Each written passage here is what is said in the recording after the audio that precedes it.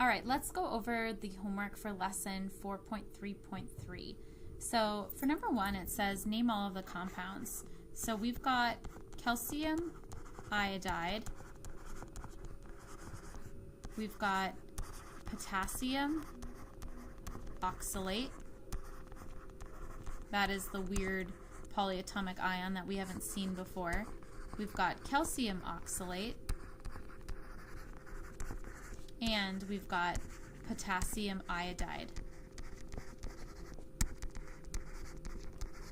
If I were to write one sentence describing this reaction, I would say aqueous calcium iodide and aqueous potassium oxalate produce solid calcium oxalate and aqueous potassium iodide.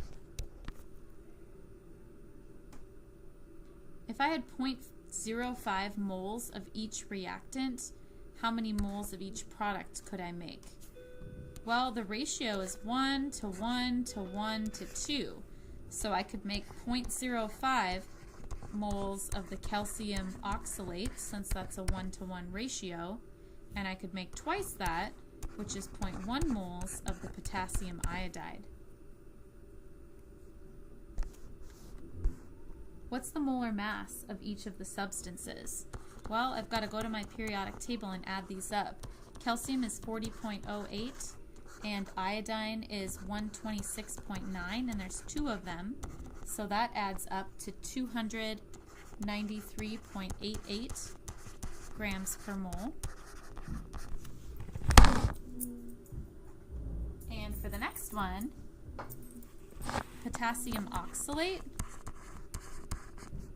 Potassium weighs 39.1 grams per mole, and there's 2 of them, plus carbon weighs 12.01, and there's 2 of them, plus oxygen weighs 16, and there's 4 of them. Add all those up, it's 166.22 grams per mole.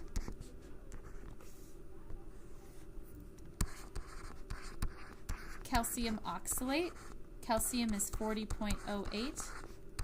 Carbon is 12.01 times 2, plus oxygen is 16 times 4.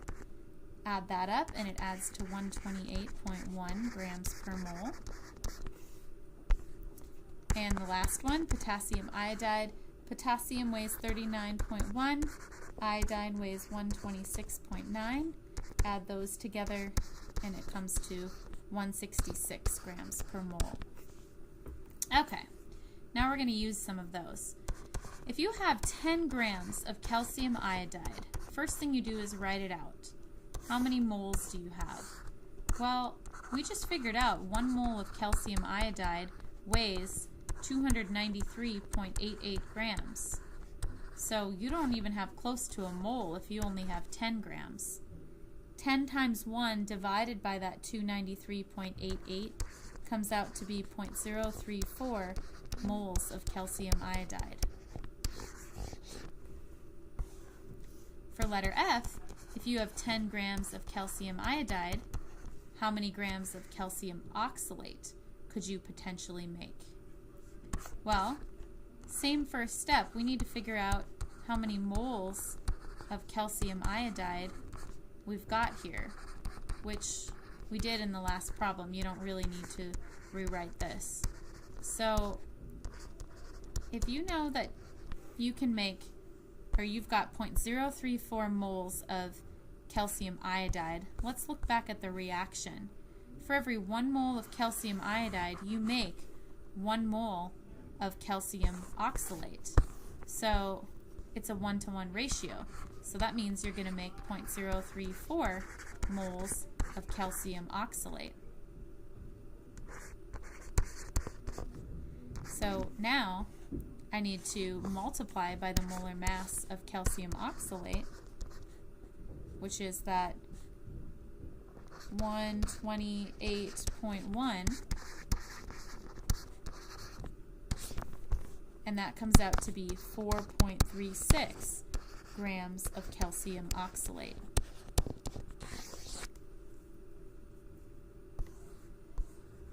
And the last one, again with that 10 grams of calcium iodide, which is 0.034 moles of calcium iodide, it says how much potassium iodide could you make? Well, this is a 1:2 ratio. So you're going to make twice as many moles, which comes out to be 0.068 moles of the potassium iodide. And if you want to know how many grams that is, we're going to need to multiply by the molar mass, 166. So that final answer comes out to be about 11.29 grams of potassium iodide.